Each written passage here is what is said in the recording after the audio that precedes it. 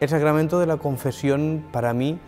es algo especialmente que configura el ministerio sacerdotal, porque creo que nos hace partícipes de la gran dimensión salvífica de la presencia de Cristo en la vida de la Iglesia. Siempre que me siento a confesar, personalmente recuerdo esas palabras del Evangelio de San Juan de no ha venido el Hijo de Dios al mundo para condenarlo, sino para que el mundo se salve por él. Creo que en el sacramento de la confesión, al hacer presente la misericordia de Dios en el mundo, nos convertimos como en partícipes de esa misión de salvación que el Señor vino a realizar. Nosotros somos otros Cristos en el mundo, pero en ese sacramento en concreto, pues nuestro corazón se convierte en el corazón que escucha, en el corazón que acoge, en el corazón que palpa y que ve pues la fuerza del pecado y de cómo el pecado pues va minando, va destruyendo la vida del ser humano y bueno, pues tiene la capacidad de reconstruir. La misericordia, el amor de Dios siempre reconstruye aquello pues que el pecado pues ha destruido, sea nuestra propia dignidad, sea nuestra propia experiencia del ser humano unido a Dios. En muchos momentos el pecado va rompiendo los vínculos que nos unen a Él y nos va alejando, ¿no? Por tanto, creo que el ministerio del sacerdote en la confesión es en primer lugar un ministerio de escucha, porque en nuestro mundo, especialmente la sociedad del siglo XXI, es un mundo que escucha poco.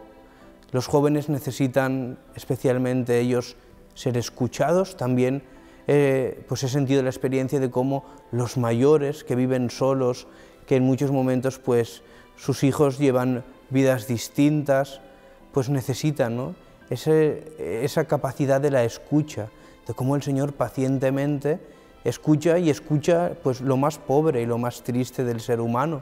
porque la confesión en muchos momentos hace que el penitente pues muestre aquello que le hace experimentar su pobreza y su pequeñez ante lo que tendría que ser su vida cristiana, una vida llamada a la perfección y a la santidad.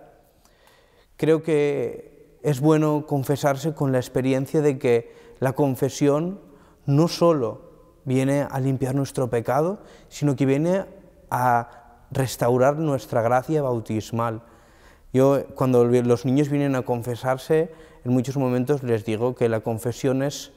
como dos cosas. En primer lugar, como una camisa que llevamos sucia, que los pecados han ido ensuciando y que el Señor con su perdón va a dejar limpia y reluciente, pero que también la confesión es el sacramento de la gracia que es la gracia del bautismo. El pecado nos la hace ir poco a poco perdiendo. Yo siempre les digo a los niños, cuando venís a confesaros, el Señor va a llenar el depósito de la gasolina del coche del cristiano. Y entonces, esa gasolina que el pecado había ido agotando, la gracia lo vuelve a llenar el depósito para que la vida cristiana se ponga en marcha y podamos vivir como lo que el Señor espera de nosotros, como verdaderos discípulos y testigos de Jesús. Y creo que es clave que desde esa experiencia de la gracia, pues nosotros nos podamos acercar a la confesión, porque reconocer nuestros pecados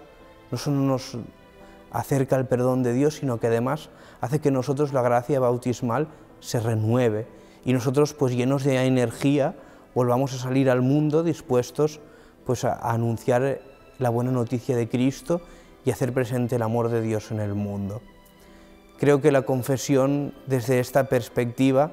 deja de convertirse en una experiencia de sufrimiento para ser una experiencia de gozo. La confesión transforma toda nuestra vida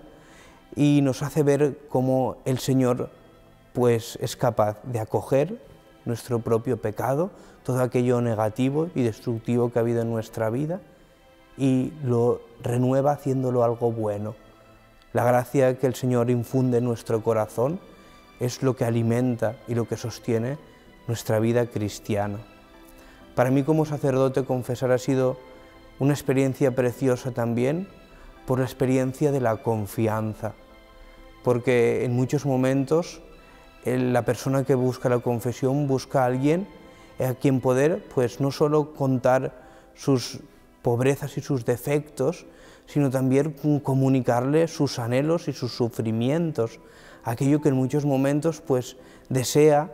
de verdad pues pedirle a Dios y confiarle, pero no encuentra el momento y la persona, ¿no? Por tanto nos convertimos también pues en el corazón que acoge y que escucha aquello que las personas no son capaces de comunicar en muchos momentos. Y bueno, pues creo que finalmente el sacramento tiene esa dimensión a través de la absolución de convertirnos en las personas que actualizan la presencia de Cristo y el perdón de Dios. En la absolución yo siempre recuerdo esa expresión de que el Señor que envió a su Hijo al mundo para reconciliarlo con Él, es decir, para que el mundo y Dios se encuentren de nuevo, el hombre, la persona y el Creador, pues nosotros somos esos mediadores y hacemos pues las veces de los que actualizan el regalo de la salvación de Cristo en la vida concreta de cada persona que cargada de sus pecados se acerca a la confesión y que sale pues renovado por el amor y la misericordia de Dios manifestados en su perdón y lleno de la fuerza de la gracia, que es bueno, pues aquello que nos hace vivir como creyentes y dar testimonio de nuestra fe en cada momento de nuestra vida.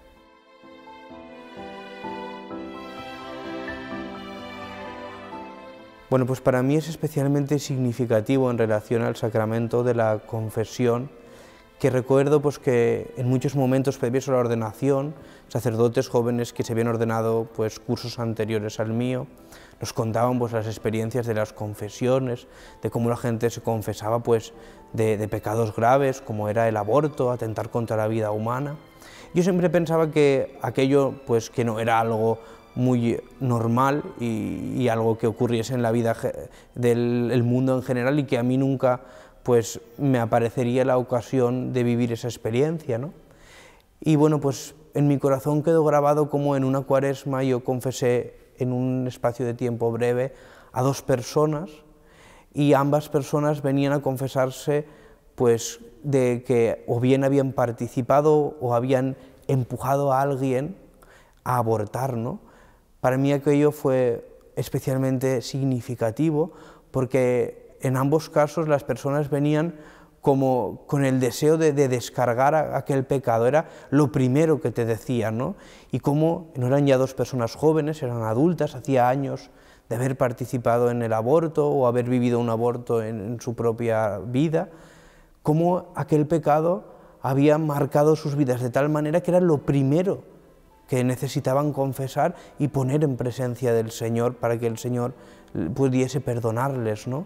Y me di cuenta, pues bueno, pues cómo el espíritu del mal a través del aborto pues destruye no solo la vida de esos niños que no pueden nacer, sino la vida de esas personas